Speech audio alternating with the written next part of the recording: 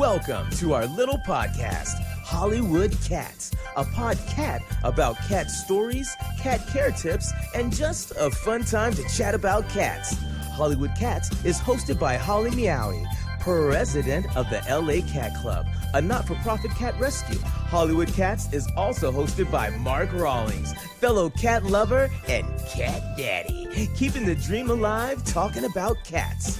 And now, from the Sunset Strip in Hollywood, here are Holly and Mark, your Hollywood Cats. And here we are back in the saddle again for another Hollywood Cats podcast. It is Holly Maui over there. Hello. Meow, meow. And I'm Mark Rawlings, your cat daddy for the moment anyway. Yes. If you hang with us for the next 10 or 15 minutes, we got some stuff to talk about here. Oh, yeah, we do. Always meowing about stuff. Yeah, and there's nothing wrong with starting with a feel-good story. Yeah. This is kind of cute.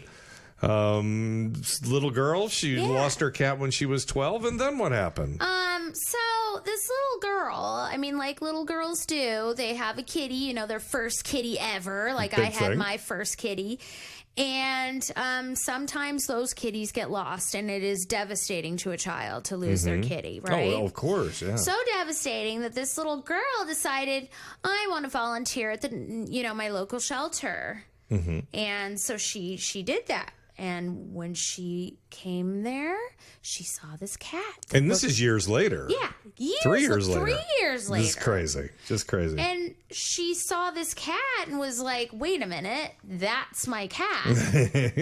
That's awesome. Right? And she was not expecting this at all, like to be reunited with her cat. And apparently this cat had been wandering the streets, went to the pound, but it got adopted, but then it got taken back to the shelter. People are such jerks. Got taken back to the shelter because the cat wasn't a mouser. Oh, that's what they wanted it for? Well, They wanted it to hunt. Yeah, that's you don't hear that much, well, in metropolitan areas. I'm sure on a farm you do. Yeah, Things like so that. this is like in Someplace. Someplace where the farms are. Yeah. But yeah, it's crazy because she was so heartbroken, and then by the goodness of her heart, she volunteered, and the cat's name was Spunky, by the way. And he indeed was. And he was brought back, and just in time because she volunteered, and they got their cat back, and it was reunited. That's meant to be. Reunited, and it feels That's so good. That's good.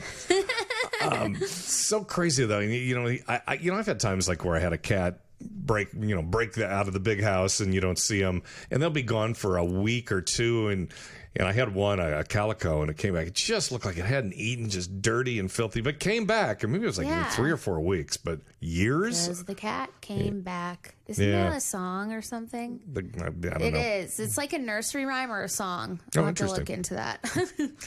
Okay. We'll save the singing and nursery rhymes for next time. I but love anyway, so that. that's a kind of a feel-good, cute story to start our podcast with today.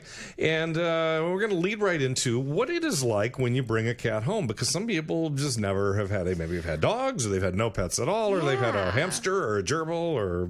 Yeah, this is for all you kitty virgins out there. We're here to help. And you've done this a lot of times. Oh, God. I've taken home so many cats and had to redo this whole technique over and over again. I know it like the back of my hand, but... So where does it start then when you've got a new cat? Is it like on your way home? Do you stop at a store? Or do you prepare before the cat ever gets there? The kitten, I should say. Well, I would suggest to prepare before you get your kitty, only because on the way home from getting your kitty, what are you going to make your kitty wait in the car? Yeah, that's a good point. And everything. You want it to be all set up. You want to make sure you've got everything, ready so the cat can acclimate quickly. Okay. So, you roughly need to start out by getting food, of course. I recommend brands that don't have byproducts. Byproducts are sad, and they're not great for your cat's health. I always recommend a food with a first ingredient being a meat. Oh, interesting. So byproducts meaning like grain or corn or yeah. stuff? No, actually meal. So it Meal, would be meal, okay. it would be called chicken meal.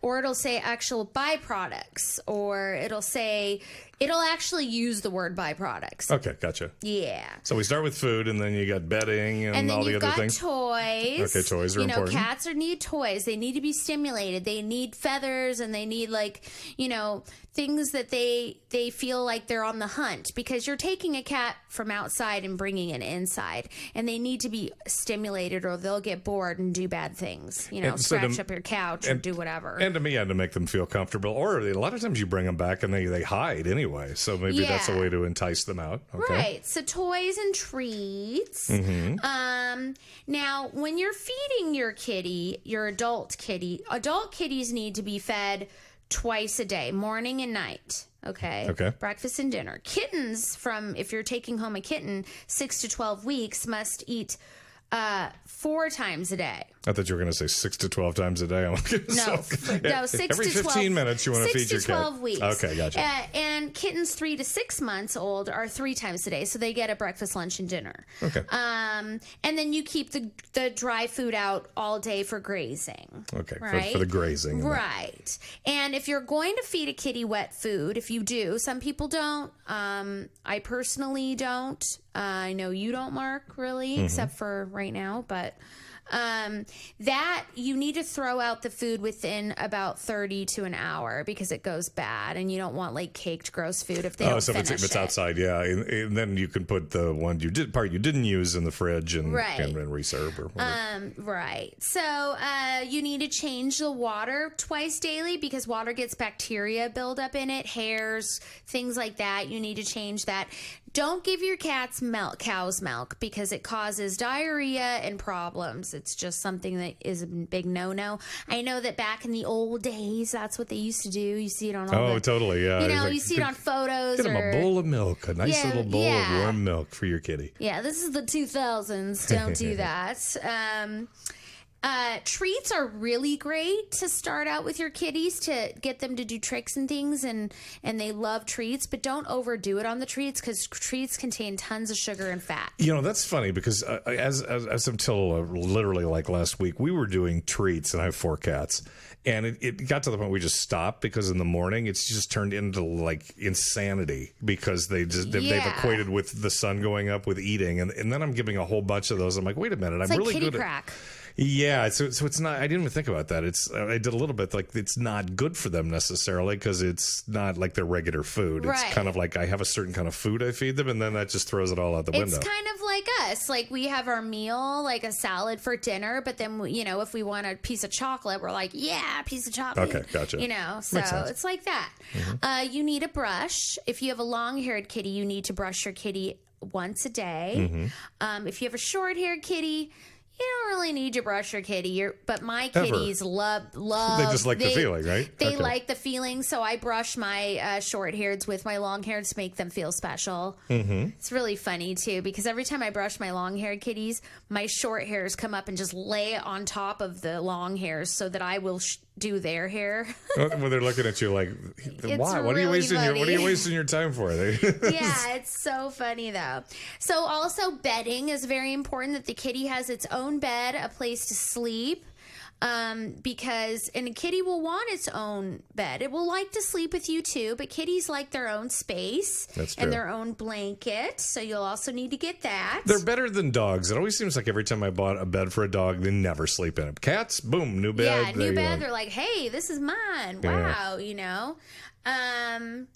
And a collar. A collar is so important to have on your cat if it gets out. Also, a microchip is super important. Microchips are only like $10. Go do it at your local shelter or your vet. Yeah, collars are good because it's immediate. Somebody can say, "Let me see your phone number." Right, on there. and yeah, exactly. You find a cat on the street, you don't see a microchip. You have to go take it to the vet to be scanned. Collar is immediate. They have the name.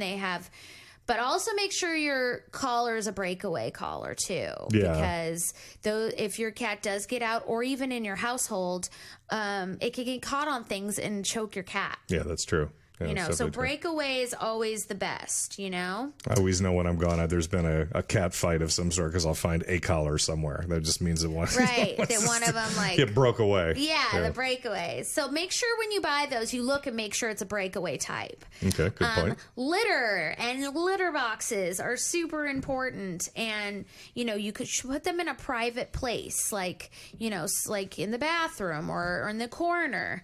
I see you have a nice little hideaway thing. And we have a decorative area. Yeah, a decorative cat potty area. And the rule for multiple cats, how many boxes? So I say 1 box per 2 cats. Okay, gotcha.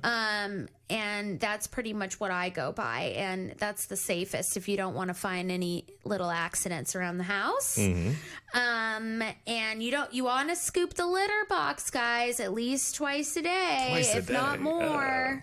If not more, that's what I do. I'm religious about once a day, which I thought's pretty commendable. But and then you also, I'm a guy. Beat you later. Okay. And then you also want to wash it completely out and refill it once a week, like spray, wash it out. I notice it starts to get the stink factor going at about a week. Man, you just kind of start spray over. on the walls of it. Yeah, that's a good point. Yeah. So they spray on the walls of it and they smear Stuff. The stuff.